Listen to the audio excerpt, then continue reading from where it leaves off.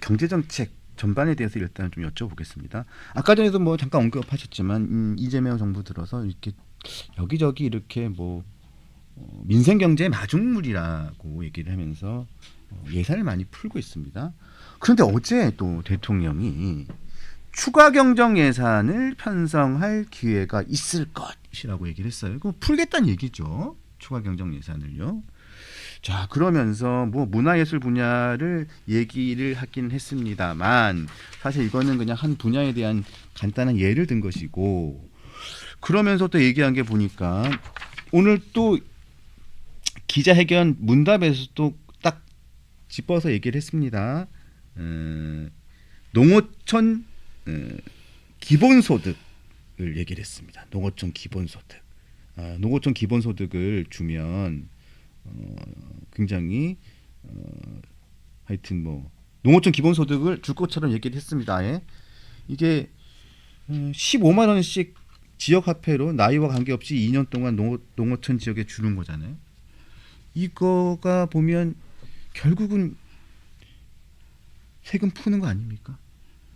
그러니까 제가 참 이렇게 절제된 언어를 써야 되는데 네. 지금 그 말씀하시는 걸 제가 옆에서 듣고 있으니까 굉장히 화가 나는 거예요. 네. 근데 최대한 절제를 해서 말씀을 드리면 이걸 좀 크게 짚어보면 추경이라는 거는 최대한 우리가 돈을 쓰다가 안 된다는 판단이 들 때 새로운 그 고친 예산을 만든다는 거잖아요. 근데 지금이 새해 밝은 지 며칠이나 됐습니까? 지금 추경이라는 단어 자체를 입에 꺼내는 게 비정상입니다.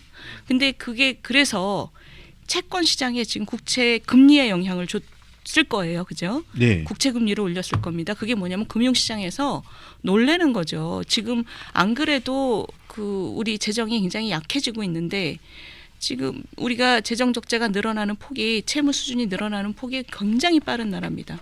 그리고 앞으로 고령화 때문에 더 걱정이 되는 나라인데도 지금 1월 달에 대통령이 추경을 언급했다라는 것은 정말 그냥 허리띠 풀르고 쓰겠다라는 걸로 그 금융시장에선 받아들일 수밖에 없어요. 근데 우리가 이렇게 고령화가 빠른 나라라는 것은 우리 젊은이들 입장에서는 굉장히 걱정이 많을 수밖에 없는 거거든요. 근데 이 젊은이들의 어깨에다가 그냥 막 올려놓고 있는 겁니다. 지금 얼마 전에 그 며칠 전에 나온 얘기가 특별 통합 시에다 40조 풀겠다고 얘기했잖아요. 그렇죠. 40조 풀다고. 그러니까 이런 게 뭐냐면 필요한 돈은 써야죠. 그렇기 때문에 우리가 예산을 짜는 거고 필요한 특별 통합 시를 하면 어떤 용도의 돈이 들어갈 것이기 때문에 그런 돈을 우리가 충분히 지원하겠다. 이러면 청년들이나 금융시장에서 이렇게 놀라지 않을 거예요. 근데 그런 거 하나도 없이 그냥 지방선거 다가온다고 X부터 얘기했어요. 40조. 이거는 뭐 그냥 지방선거를 의식한 지방에 돈 풀겠다는 얘기거든요. 그리고 지금 얘기한 게 1월 달에 추경?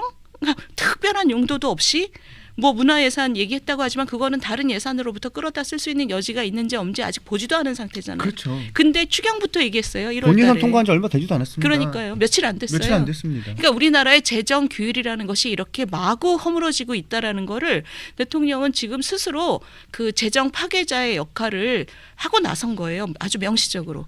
그러니 지금 청년들 입장에서는 정말 폭탄이 매일 떨어지고 있는 거고 금융시장에서는 아유 이 나라 못 믿겠네. 이런 식의 그 인식이 늘어날 수밖에 없습니다. 이게 결국은 또 환율로 영향을 주는 거예요. 네. 환율이라는 게 저 나라의 돈이 앞으로 어떻게 믿을 만한지거든요. 그러니까 지금 대통령이 나서서 그런 것을 막 파괴하고 있는 거죠. 자, 의원님 그래서 이것도 또 얘기를 좀 여쭤봐야 되는데 추경 얘기하면서 어제 국무회의에서 대통령이 이 얘기를 했습니다.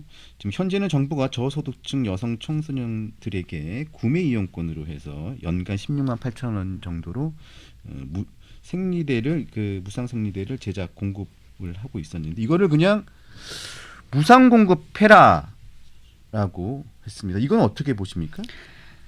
그게 아마 지난 업무보고 때 생리대 비싸다는 말씀을 하셔서 지금 그 다음에 나온 얘기가 우리 생리대가 질이 좋아서 그렇지 비싼 게 아니다라는 얘기가 나왔어요. 그랬더니 대통령께서 지금 오기를 부리시는 거죠.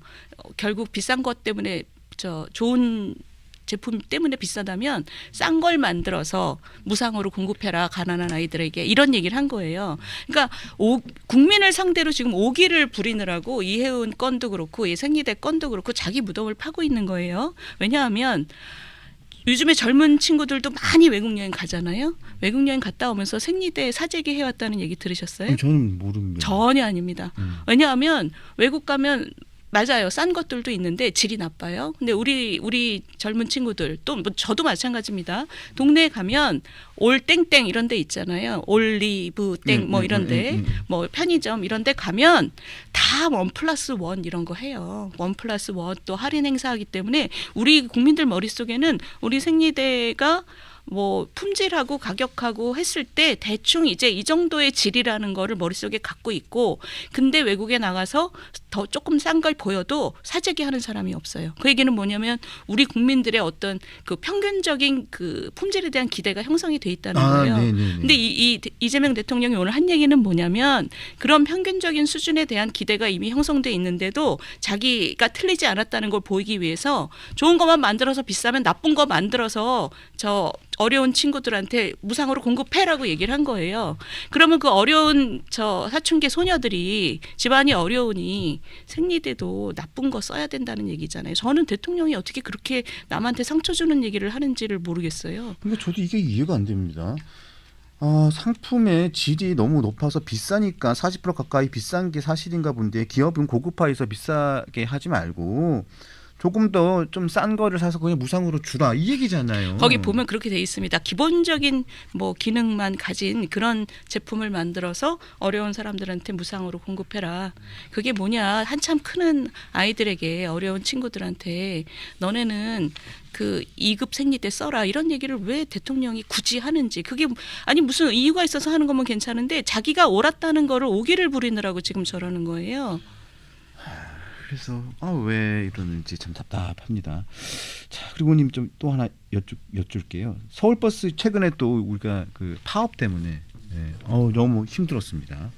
근데 이 부분에 대해서 한 말씀 하셨어요. 준공영제, 서울버스 준공영제, 요거는 혈세 낭비 구조다라고 하시면서 이 부분에 대해서 말씀을 하셨는데 또 서울시장 출마에 대한 말씀을 하셨기 때문에 이 부분에 대한 그 뭐가 어떻게 문제 있고 이 부분은 어떻게 개선해야 되는지 이 부분에 대해서 말씀 좀 듣겠습니다. 그 준공영제는 저는 뭐 이명박 당시 시장이 한 일 중에서 잘한 일이라고 생각해요. 그 우리 기억하시겠지만 서울 시내 그 당시에 버스가 체계화되면서 많은 분들이 그 삶이 나아졌습니다. 그렇죠. 그건 맞아요. 네. 그런데 그거를 시행을 해보니 문제가 금방 드러난 거죠. 뭐냐면 이거를 그 거의 실비 정산을 해주는 구조예요. 사람을 얼마나 쓰든 기름 값을 얼마를 쓰든 그걸 실비 정산을 다 해주는 구조가 되니까 무슨 일이 벌어지냐면 버스 회사들이 아낄 이유가 없어요. 그리고 근로자들이 뭐 요구를 해도 책임감을 가지고 노사 협상을 하는 게 아니라 시에서 다 정산해 주니까 그냥 다 들어주는 방식으로 하는 거예요. 이번에 그 노사 협상 보시면 사실상 다 해준 거예요. 정년 연장에다가 임금 개편 없이 그냥 마무리가 됐잖아요. 버스 회사 사장님들이 그게 자기 돈이면 절대 그렇게 안 합니다. 안 하겠죠. 그렇기 때문에 서울시가 지난 20년 동안 그 문제를 덮어왔던 거예요. 저는 그거는 박원순 시장과 오세훈 시장님 두 분 다 책임을 갖고 있다고 생각합니다. 이거는 앞으로도 이렇게 될 거예요. 재작년에 서울시 교통정책과에서 그 시장님한테 보고를 했어요. 더 이상 이렇게 갈 수 없다. 이거를 사전적으로 가격을 단가를 만들어서 지원금을 얼마 줄 건지를 사전적으로 정해야지 버스 회사들이 남은 건 자기가 가져갈 수 있으니까 노력을 할 거다. 그리고 노사 협상도 열심히 할 거다. 지금 이 상태로는 우리가 이걸 더 이상 끌고 갈 수 없다고 보고를 한 자료가 있어요. 근데도 지금 우리 서울시 20년이 지금까지 생기를 잃었다는 게 뭐냐면 이 큰 도시는 누가 와도 그냥 그럴거려니 하고 이런 거를 고치지 않은 결과입니다. 결과는 내년에도 또 할 겁니다. 왜냐하면 임금 그 제도를 개편하지 않았기 때문에 똑같은 일이 또 벌어지게 돼 있어요. 이 상태에서는 버스 회사 사장님들도 더 이상 열심히 교섭할 이유가 아무것도 없습니다. 나는 바지야. 나는 바지고 진짜 중요한 거는 서울시가 다 하면 돼. 이런 거거든요. 서울시 민들의 입장에서. 서울 시민들 입장에서는 그냥 내 혈세를 계속 저렇게 흘러가게 내버려 두거나 아니면 파업에 고통을 받거나 두 가지 선택밖에 없어요. 그러니까 이게 얼마나 잘못하는 겁니까? 자, 의원님 마지막으로 이해운 장관 후보자에 대해서 간단하게 한 말씀 해주십시오. 같은 KDI 출신이지 않습니까? 그러니까 제가 정말 KDI에서 일하면서 굉장히 이렇게 그 구성원들이 자부심을 가지고 일하고 있습니다. 그래서 이번에 사실 제가 정치로 들어온 다음에 이런 일이 벌어져서 KDI 구성원들이 얼마나 지금 그 사기가 꺾였을지 제가 좀 미안할 정도예요. 그런데 제가 그 직장을 다니면서 배웠던 여러 가지 직업 윤리를 이혜훈 후보는 지금 정반대로 어기고 있어요. 그리고 제가 보니까 KDI의 직업 윤리뿐만이 아니라 정치인으로서의 직업 윤리도 굉장히 무시하고 있어요. 뭐 얼마 전에 마지막에 그 비망록 얘기에서는 그런 얘기도 있잖아요. 자기가 싫어하는 같은 당 출신 정치인들을 뭐 낙선 기도를 해달라. 이거는 거의 무슨 예전에 우리 사극에서 보는 방자 행위잖아요. 뭐 교태전 밑에 뭐를 심었냐 뭐 이런 거잖아요. 그러니까 이런 거는 뭐냐면 이게 우리 상식적인 수준에서 훌륭한 분이 아니다 이런 걸 떠나서 이분이 머문 모든 자리에서 지금 사람들을 창피하게 만들고 있어요. 이번에 이 인사는 통합이라는 화장품을 씌웠지만 이재명 대통령도 대단하게 비난을 받을 수밖에 없는 거고 본인으로서도 굉장히 지금 많은 타격을 받았습니다. 이런 인사를 도대체 누굴 위해서 한 건지 지금 이상해진 거죠. 그죠? 저는 이거를 계속 아까 생리대 얘기하고 똑같이 국민들 상대로 내가 옳았다고 오기 부리지 말고 대통령 스스로가 빨리 지금 매짐을 해야 된다고 봅니다. 지명 철회하시는 게 현재까지의 본인이 그 타격을 받은 걸로 막을 수 있는 거지. 아까 생리대도 그렇잖아요. 오기 부리다가 지금 자꾸 자기 부동을 파는 거거든요. 어려운 아이들은 생리대도 나쁜 거 써라. 이런 얘기를 대통령이 나서서 하는 나라가 세상에 어디 있습니까? 네, 지금 이혜훈 이것도 똑같아요. 잘못 지명한 거예요. 그러면 지금 빨리 막아라. 지명 처리하셔라. 그렇게 말씀드리고 싶어요. 네, 알겠습니다.